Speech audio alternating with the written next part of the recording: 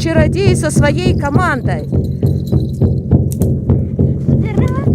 Сейчас будем шаманить. Ура! О, какашки.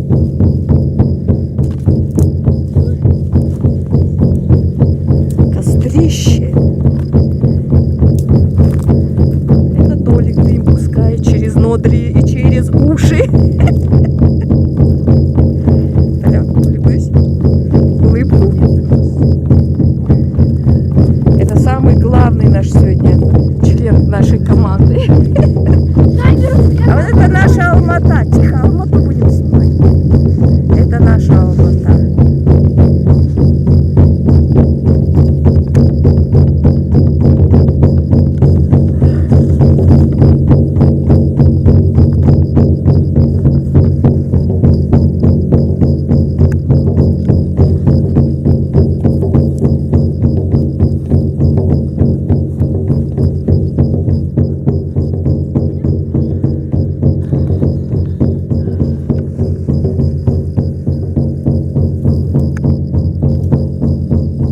Откуда дровишки?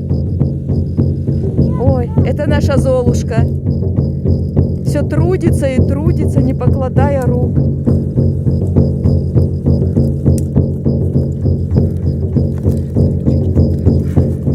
Да мы вообще крутые.